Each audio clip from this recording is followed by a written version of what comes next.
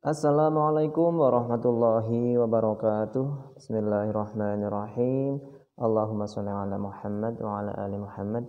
Terima kasih kepada teman-teman semuanya yang bersedia mampir di UBA Channel, dan terima kasih atas dukungannya sehingga kami masih bisa menemani teman-teman semuanya dalam belajar tentang pedagogik ini. Oke teman-teman, kali ini UBA Channel akan menampilkan tentang RPP atau rencana pelaksanaan pembelajaran, sebuah perangkat pembelajaran yang wajib dimiliki atau dibuat oleh seorang guru atau pendidik. Ya, sejatinya atau idealnya RPP itu dibuat itu sebelum pembelajaran. Namun saya yakinnya, termasuk saya sendiri ini ya, membuat RPP itu kalau sudah mendekati supervisi atau apalagi akreditasi. Ya, kalau yang lebih jelas lagi kalau sudah ditanyakan oleh kepala sekolah, betul bukan begitu? Ya, jadi seyogianya idealnya itu sebelum pembelajaran. Namun kenyataannya ya namanya kenyataan lah ya. Maka dari itu kita berusaha ya paling tidak kita tahu tentang teorinya RPP itu seperti apa. Oke teman-teman, kita masuk ya. Sebelumnya kita berdoa terlebih dahulu. Bismillahirrahmanirrahim. Rabbi zidni ilma. Allahumma inna nas'aluka ilman nafi'a wa rizqan thayyiban wa amalan mutaqabbalan. Agar Allah memberikan keberkahan dan kemudahan ilmu yang kita dapatkan. Oke. Nah, secara definitif RPP adalah rencana kegiatan pembelajaran tatap muka untuk satu pertemuan atau lebih. Nah, jadi rencana itu kan sebelum melakukan kegiatan. Nah, ini rencananya. Nah, ini untuk satu pertemuan atau lebih. Jadi makanya kalau di RPP di komponen teratas itu ada namanya jam dikali berapa pertemuan gitu ya. Ada 2 kali pertemuan, 4 pertemuan dan sebagainya. Artinya yang namanya RPP itu kegiatan pembelajaran yang 1 kali pertemuan dan juga boleh lebih dari 1. Lalu RPP ini dikembangkan dari silabus untuk mengarahkan kegiatan pembelajaran peserta didik dalam upaya mencapai kompetensi dasar. Nah, acuan dari RPP itu adalah silabus. Nah, kalau silabus itu acuannya apa? Kurikulum. Nah, RPP itu acuannya silabus, dan orientasi utamanya itu adalah pencapaian kompetensi dasar ya. Karena kita kemarin sudah menjelaskan tentang KI dan KD, kompetensi inti dan kompetensi dasar. Dimana kalau KI itu adalah kompetensi yang hendak dicapai dalam satuan jenjang atau tingkat. Nah, kalau KD itu adalah kompetensi target yang hendak dicapai dalam satu mata pelajaran atau satu pertemuan. Ya, kita lanjutkan. Ini ada beberapa komponen, ya, komponen RPP. Dan ini bisa mengacu teman-teman di Permendikbud nomor 22 tahun 2016 tentang standar proses pendidikan dasar dan menengah. Ya, kalau di sini ini ada 13 komponen sebenarnya, tapi di sini setelah kami adakan perbandingan dengan referensi lain, akhirnya kami menambahkan 1 poin. Yang pertama yaitu tentang komponen identitas sekolah, yaitu jelas sekali di sini nama sekolah atau satuan pendidikan dari guru tersebut. Yang kedua, identitas mata pelajaran. Ya, ini kalau tingkatan SD itu ada tema dan subtema ya, identitas mata pelajaran. Yang ketiga ada kelas atau semester ya, semester 1 atau 2. Yang keempat ada materi pokok yang hendak diajarkan. Yang kelima ini ada alokasi waktu ya, alokasi waktu. Nah, alokasi waktu ini ditentukan sesuai dengan keperluan untuk pencapaian kompetensi dasar dan beban belajar. Nah, namun mempertimbangkan jumlah jam pelajaran yang tersedia dalam silabus dan kompetensi dasar yang harus dicapai. Jadi ada pertimbangannya ya. Yang keenam ada kompetensi inti ya. Ya, teman-teman sudah tahu lah kompetensi inti yang kemarin. Terus yang ketujuh ada tujuan pembelajaran. Nah, ini kompetensi inti yang enggak ada di Permendikbud nomor 22 tahun 2016. Ya, karena kita insya Allah nanti bahas ini setelah ini. Tujuan pembelajaran yang ketujuh. Tujuan pembelajaran ini dirumuskan berdasarkan kompetensi dasar dengan menggunakan kata kerja operasional yang dapat diamati dan diukur dan itu mencakup aspek pengetahuan, kognisi, sikap, afeksi maupun keterampilan psikomotor. Yang kedelapan itu kompetensi dasar dan indikator pencapaian kompetensi.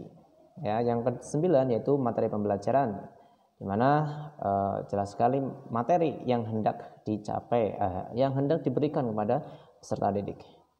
Yang ke-10 ada metode pembelajaran.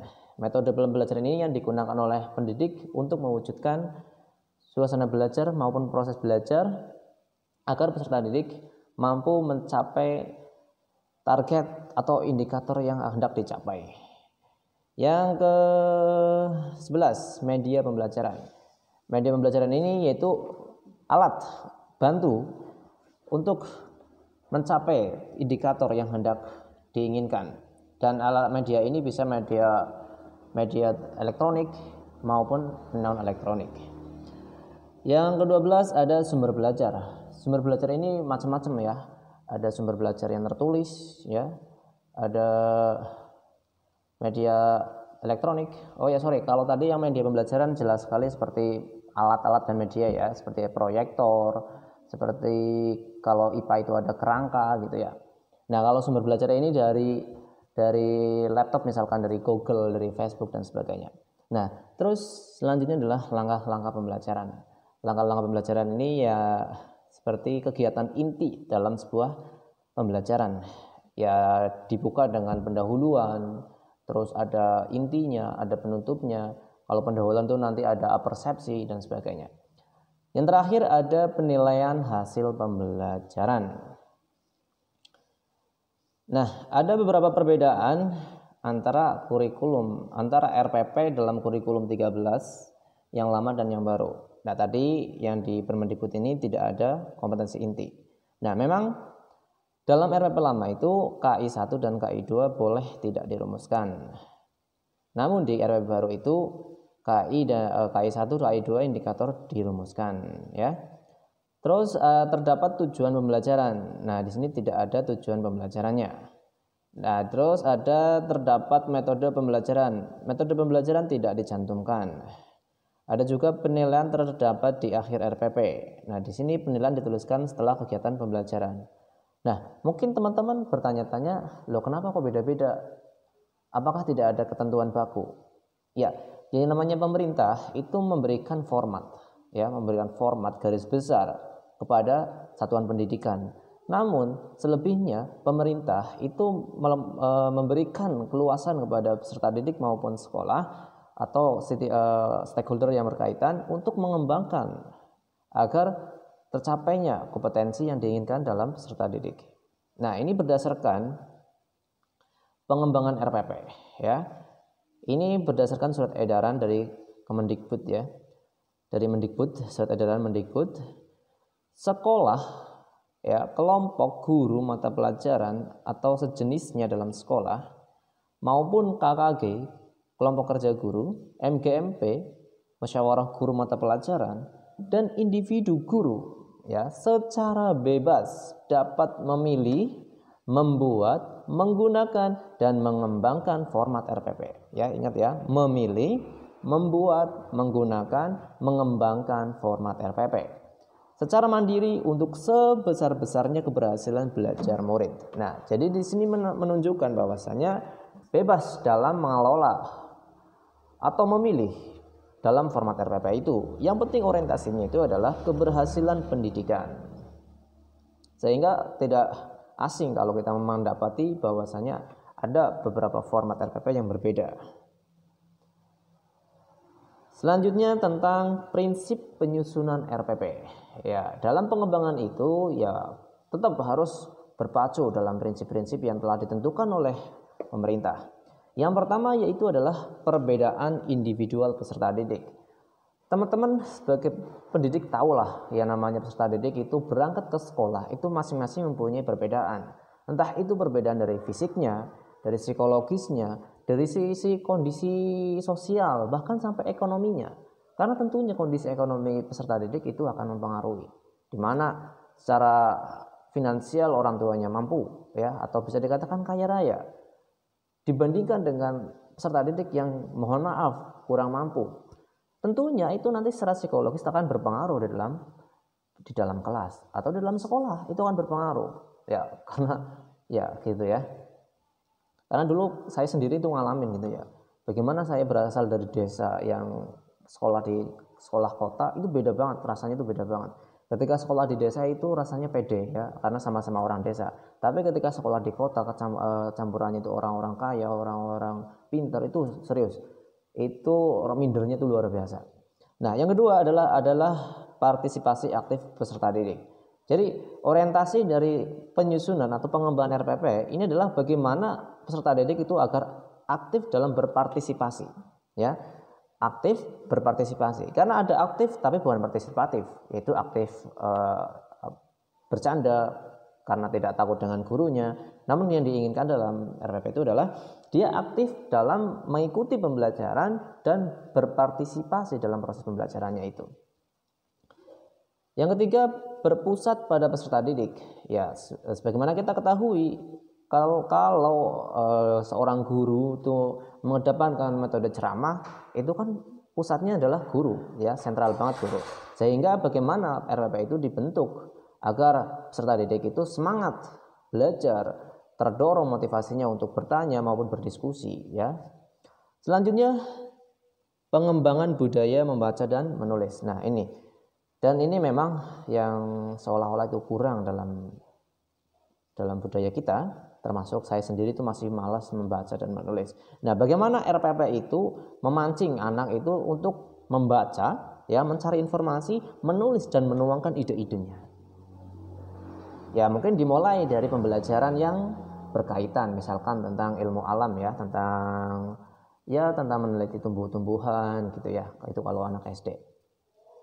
Terus yang kelima, pemberian umpan balik dan tindak lanjut.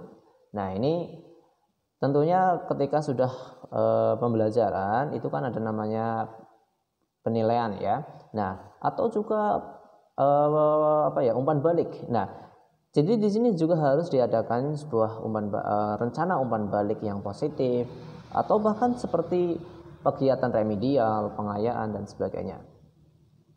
Yang keenam, penekanan pada keterkaitan dan keterpaduan antar komponen. Nah, komponen dari RPP itu tadi sudah ada, itu harus diketerkaitkan, ya, harus diterkaitkan, jangan sampai bertolak belakang atau disintegrasi dari komponen itu. Yang ketujuh, mengakomodasi pembelajaran tematik terpadu. Nah, di sini sudah sangat penting sekali untuk mengaitkan beberapa mata pelajaran atau lintas pelajaran, atau dalam pembelajarannya itu berbagai tema itu diketerkaitan, ya. Dan yang lebih dituntut lagi sekarang adalah bagaimana mengaitkan dengan kondisi alam, ya, kondisi nyata di sekeliling siswa, atau dengan istilah lain kontekstual, ya. Terus nomor 8, penerapan teknologi informasi dan komunikasi. Nah, ini tentunya yang sangat dibutuhkan dalam era sekarang. Memang kalau misalkan kita melihat yang namanya peserta didik, mau tidak mau itu selalu bersinggungan dengan teknologi informasi. Nah, ketika dalam pembelajaran itu kok tidak menggunakan teknologi informasi, maka peserta didik itu akan menggunakannya sendiri. Contoh, peserta didik itu lebih asik ketika bermain game online. Kenapa? Karena itu berbasis teknologi, ya, berbasis teknologi, dan itu lebih membahagiakan. Mereka lebih memilih bermain game online karena apa? Berbagai faktor. Salah satunya adalah pembelajaran yang membosankan. Jadi pembelajarannya manual, papan tulis terus gitu ya, tanpa mengenalkan teknologi kepada peserta didik. Sehingga ini sudah menjadi sebuah kewajaran seorang pendidik itu dituntut untuk menggunakan teknologi informasi itu untuk sebagai fasilitas maupun media atau daya tarik peserta didik agar lebih tertarik dalam pembelajarannya.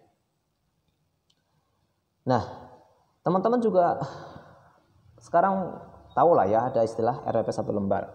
RPP 1 lembar ini sebuah inovasi dari Menteri Pendidikan kita, ya. Dan ini saya apresiatif sekali, ya.